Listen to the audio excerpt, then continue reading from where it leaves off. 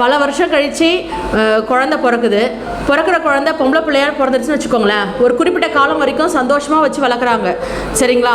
அதுக்கப்புறம் அந்த குழந்தைய பெற்றவங்க எங்கேயாவது வெளியே போனாலோ இல்லை ஒரு விசேஷத்துக்கு போனாலோ ஏன் எல்லாரும் இந்த மாதிரி சொல்கிறாங்கன்னு தெரில. எப்படின்னா, பொம்பளை பிள்ளை வச்சுருக்க பார்த்து செலவு பண்ணு, பொம்பளை பிள்ளை வச்சுருக்க காசு சேர்த்து வை, பொம்பளை பிள்ளை வச்சுருக்க ஹோட்டலுக்கு போய் செலவு பண்ணாத, பொம்பளை பிள்ளை வச்சுருக்க இந்த மாதிரி துணியெல்லாம் வாங்கி காசை வீணாக்காத, பொம்பளை பிள்ளை வச்சுருக்க நீ இந்த மாதிரி ப்ளவுஸ் போடாத, பொம்பளை பிள்ளை வச்சுருக்க பெரிய ஜிமிக்கிலாம் போடாத, பொம்பளை பிள்ளை வச்சுருக்க காலில் பெரிய கொலுசு போடாத, பொம்பளை பிள்ளை வச்சுருக்க வீட்டில் பார்த்து நடந்துக்கோங்க.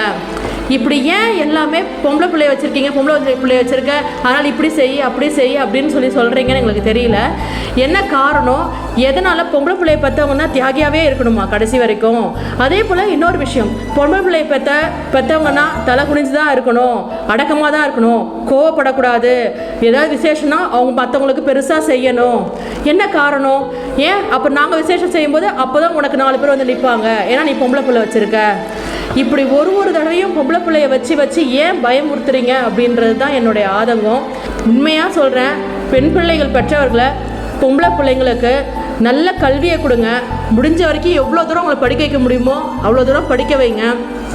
அதுக்கப்புறம் அவங்க சொந்த காலில் நிற்கிறதுக்கு அவங்களுக்கு என்ன வழி செஞ்சு கொடுக்க முடியுமோ அது வரைக்கும் செஞ்சு கொடுங்க. மற்றபடி இப்படி செய்யாது அப்படி செய்யாது அப்படின்னு சொல்லி அவங்க பெற்றவங்களையோ இல்லை அவங்க சார்ந்தவங்களையோ அந்த வார்த்தையை சொல்லி காட்டி அவங்கள தடுக்காதீங்க, பயமுறுத்தாதீங்க. முக்கியமாக